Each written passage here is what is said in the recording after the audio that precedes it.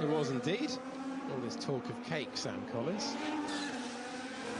An English chef uses a cake tin. Does not everyone bake a cake in a cake tin? I'm not sure. Some people make them in those little sort of muffin tins, or, you know, you get what's not. Didn't think we'd get into a bake-off. Didn't think that's where the chat would go in the opening 14 minutes of the 7th. Working his way through. The one thing about the daytime, it does give you more of a picture of where we're racing around. As Jolien said at the top of the broadcast, a true street circuit. And it's become a real fixture on the Formula One calendar. A couple of alterations through Singapore sling chicane, which was removed, and then we've got rid of a couple of corners as well due to redevelopment on the bay side. We've still got to show us a better view of it now. Let's check in with him for the first time today. Hi, Alex. Hello guys, I'm just down at turn 16 at the end of the straight, which of course benefited in length from that chicane being removed.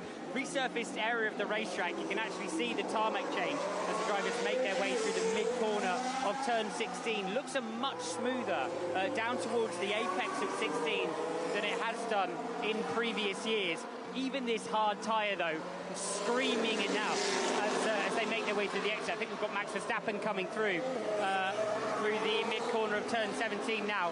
What's really noticeable here, though, and I think it's going to be something that's interesting in qualifying, is how much that inside curve of 16 upsets the car as they make their way through there. Actually, the McLarens, even though they're looking pretty decent at the moment, looking more upset than most as they make their way through. Interesting to get a first sense of the cars over what is a smoother area of the racetrack. Interesting as well how they put this racetrack together. All of this circuit furniture, FIA approved, FIA compliant. Even these big cinder blocks that they put down, these big concrete blocks. The only thing that's different about them here in Singapore are these sandbags that block off the forklift holes, which I'm reliably informed are so the monitor lizards can't live in the holes. So with that to think about, I'm going to walk very carefully to my next destination. Back to you guys. Thank you, Alex. Yeah, mind your step out there. We've seen some giant lizards out there. Let's go back to the pit lane now with Ruth for an update on what's been going on with Williams. Right, so the boys and girls on the Williams garage are busy working, trying to understand exactly what damage there is. There's all sorts of technical systems, from telemetry to like thermometer stickers, to work out what's got too hot, what needs to be replaced. But I'm a strategist, and I've got to talk to you about track evolution, because normally the boys and girls wrap up the tyres straight away, so we don't get to see this. But as they're now being wheeled away, what you can see is all of that stones and dust actually that's stuck on the tyre that only did 2 laps. So when we talk about track evolution and we talk about the track rubbering in, we're talking about 2 things. One, the rubber that's sticky being stuck onto the track. But secondly, on a street track like this, the reason why it's so high is the tyres are physically collecting all of that dust and actually tiny little stones that are around the track. And that's why we see the highest track evolution at the beginning of the sessions and the highest of the entire race weekend on the P1 session. And tyres that look like that means track evolution is very high. So even though I don't know my laptop, everybody out here knows that it's going to be getting faster and faster every lap, probably around 1/10 a minute. Thank you, Ruth. Yeah, Ruth does like to have the laptop in front, full race spec, like she had when she was winning races on the pit wall. We need to set up a pit wall for her, don't we? Yeah. You know, at the end of the 12th team is Ruth's pit gantry for when she's doing her pit lane hits. We'll get it branded. Williams say that Alex Albon will not join the remainder of FP1 after that brake problem at the rear. They are confident, though, they can resolve it for the start of FP2, which is the start of the representative running. So whilst this is not that representative, it's still nice to get your eye in as a driver, because it's a punishing circuit. It's a complicated circuit as well, as we ride on board with Kimi Antonelli just taking a downshift and squeezing on the gas. A bit of a hiccup of an upshift as well on the exit of the final corner there, turn 19. And getting across the line. You want to build up that bank of info. You know the track's going to grip up. Ruth just described it really well. A 1/10 a minute. I don't know. Every time I did a lap, you feel like you can brake a few meters later. You turn in, you feel like the rear's just sticking that bit better. Good for Alex Albon, actually, in Baku qualifying was the first red flag. was the first car out on track, came through the second lap and just said, well, hang on, the grip was just higher than I thought, so he turned in and counted the apex barrier. Yeah. It's the sort of feeling you get from the cockpit, where you can brake later, you can turn in, the front bites, the rear just sticks, and you're Lando Norris, and you just chip away the lap time here. Purple in all 3 sectors, not much over the lap quicker than Fernando Alonso, so it must have been tight in all 3 sectors to the Aston Martin on the mediums. But that's what Albon's going to be missing out on. So he's going to have to just jump from 0 to 5, whereas everyone else will be going from 4 to 5 at the start of FP2. Yeah, nice way to describe it. Let's go on board with one-time Grand Prix winner, Pierre Gasly. Frenchman heading down to turn 14 and heading beyond. He's grateful for the runoff area that's down there. And we've left Baku, but he's having to remember what he learnt down there with a spin turn to rejoin on board with Lewis Hamilton now. Wrestling the Ferrari a little bit, down at 14. There's a slow-mo of the Red Bull, but very much not getting in the way. So Hamilton, just a bit of a correction, but nothing dramatic there for Lewis, up in 4th, having a decent start to the session. That was a brief yellow flag that we had for Gasly as well, obviously, in that runoff area. The only driver that's caused that at the moment, down at 14. Tricky braking zone. A lot of them are tricky braking zones as well, even though the circuit's been resurfaced in recent years. It is still quite bumpy. It is very easy to just snatch a front, and that's the corner where Norris did from the race lead as well, down at 14 last year. Yeah, one of the best cool-down room reactions we've ever seen is Max Verstappen seeing how close he came to victory when Lando Norris got it wrong. Merest brush of the tyres, got away with it. Shows you that it can fall apart at any moment, even with a commanding lead. And it was part of a commanding win for Lando Norris 1 year ago around here. Finally maintained the lead after always having to hear that stat about not converting pole to the lead on lap 1, and then drove away from the competition, albeit with that marginal moment. It's the jeopardy of the Singapore Grand Prix. It is the physicality of it. It's the length, the duration that you have to be on top of your game. And the prospect of potentially there being some overtaking, unlike Monaco. Monaco's much cooler, it's way less humid. The track itself is probably more demanding than Singapore. But because the temperatures and the ambient conditions, it's not that physical. And then on race day, you just know you can't overtake. So the driver that's leading, Lando, this year, he knows he can drive at 6 out of 10 and be fine.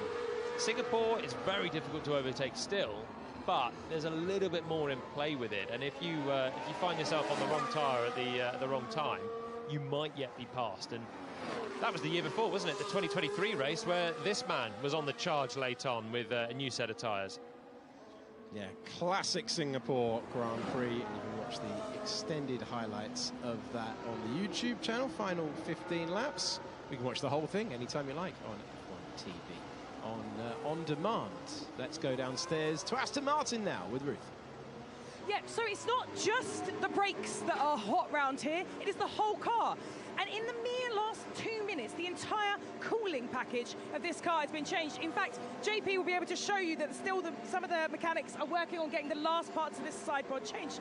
And that's because you can't wait a whole session to react. That car has gone out, they've collected the data, and they have seen that they need to adjust the cooling level. Now, my eyes aren't good enough to see if they've decided to go slightly tighter, i.e. have less cooling because they can grab more performance by making the car slightly smaller and having less drag, or if they've gone the other way because it was getting too warm. It is these kind of differences that teams need to adjust, and especially on a track like this where they want to get the car as close as they can to the qualifying and race back for the FP2, which is the only night session. It is a race against time, not just for the drivers, for the engineers to do the analysis, and for the mechanics to actually make the changes and get the cars back out on tracks. They're collecting as much data as possible ahead of tonight's FP2 session.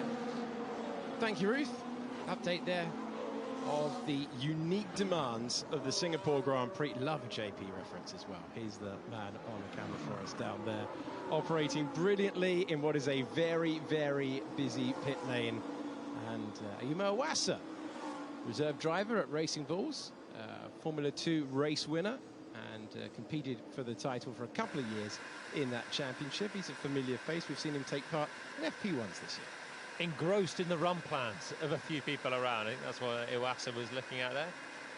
Push, cool, push, which has been the order of play, really, in the first runs. A lot of the drivers back in the pits now, having done circa 10 laps, a couple more. A few have done 8 or 9. Fernando Alonso just with 8, having come through the pits on his set of mediums. The fewest of anyone, apart from, of course, Alex Albon, who will be taking no further part. It looked like there was a minor repair going on the floor of Lando Norris's McLaren there. You saw the mechanic with the torchlight underneath the flashlight underneath the floor. He was just having a little fiddle. That's not unusual on a bumpy street circuit like this. You do that too often and you are going to damage that floor to the point it's going to have a negative impact on the overall downforce level of the car. So that's why the teams are just playing around in practice, trying to get that set up right. If they run it slightly too low, you get floor damage on this circuit. Run it slightly too high, you're losing downforce. You've just got to get that sweet spot just right. Yeah, that's been the trouble for Red Bull in recent years. So much so that Liam Lawson was knocking out Max Verstappen a couple of years ago. Lawson making his way into the top 10, and Verstappen being knocked out in Q2. It's one of those venues that just throws out something different. From Lawson to the other racing pool of Isaac Hadjar now, who's having a very strong lap on the hard tyres.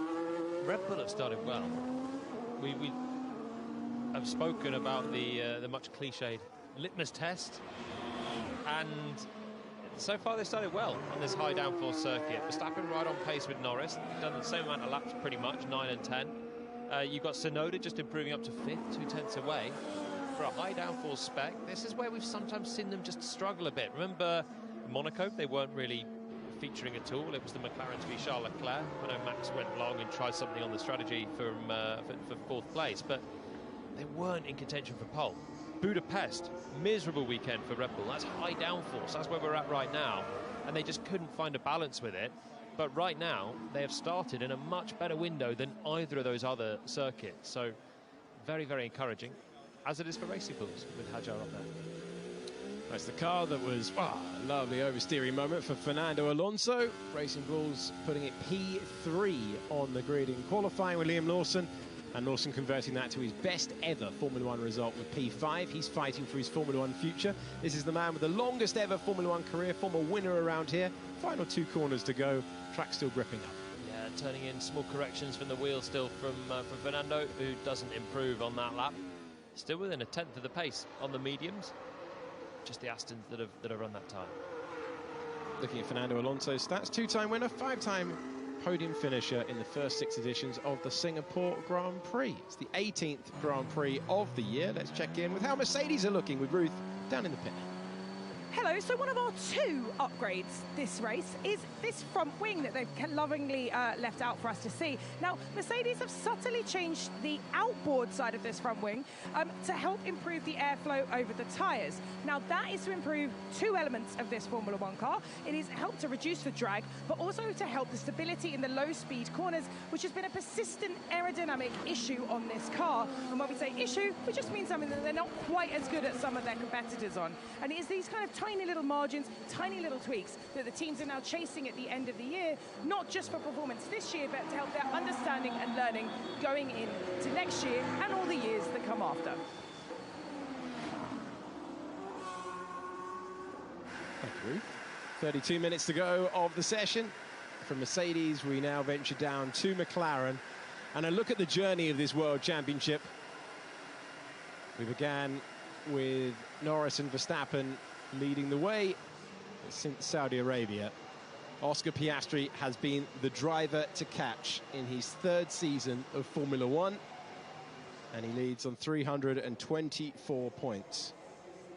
Few would have predicted, forget everything we've seen so far this year, I think few would have predicted that we come into round 18 of the championship and Oscar Piastri leads the title race by 25 points. But that's the start, the middle of the season that he's put together. We are into the final stages now of the World Championship, and it's a whole race win that he's got over his nearest rival as it stands. But he's off the back of such a bad weekend in Baku, so I think this is a fascinating test for Piastri as well. It looked like Baku was just it was a nightmare weekend, crashing, looking scrappy, struggling for pace, obviously found the wall in qualifying, jumped the start, crashed again at the start of the race. And it looked like there was some level of pressure that he was feeling in that Grand Prix weekend.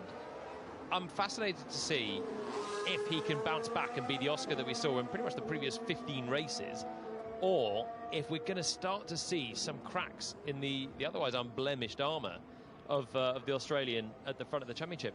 Monza before, he was slightly slower than Norris. For my money, he was slightly slower than Norris in Zandvoort. He won the race. He was going to win the race whether Lando had his power unit issue or not. But pretty much the only lap that he was quicker than Lando was in Q3 when it mattered. And in the race, you know, Lando got to kind of the dirty air window, closed the gap up to there and just stayed there. They were obviously pretty evenly matched. But I think we're starting to see Norris find a bit more form. Is that putting the pressure on Piastri? That's another, it's a big story into today, particularly. We've obviously got 30 minutes into the session, first set of tyres on. You got Norris back at the top.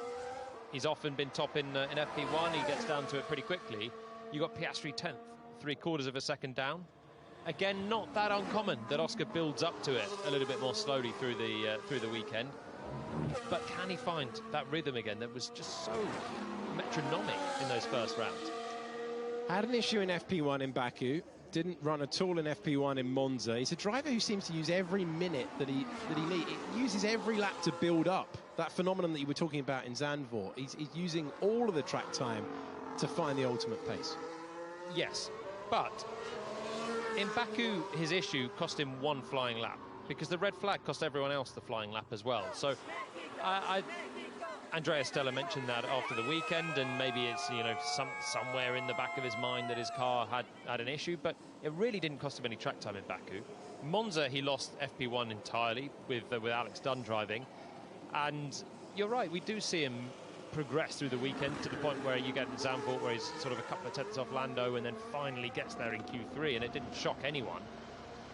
But yet we sometimes see him on the sprint weekends nail it on a Friday afternoon. His sprint qualifying record, you'd think it'd be terrible given we see him build up through three hours of practice, but it's actually very good.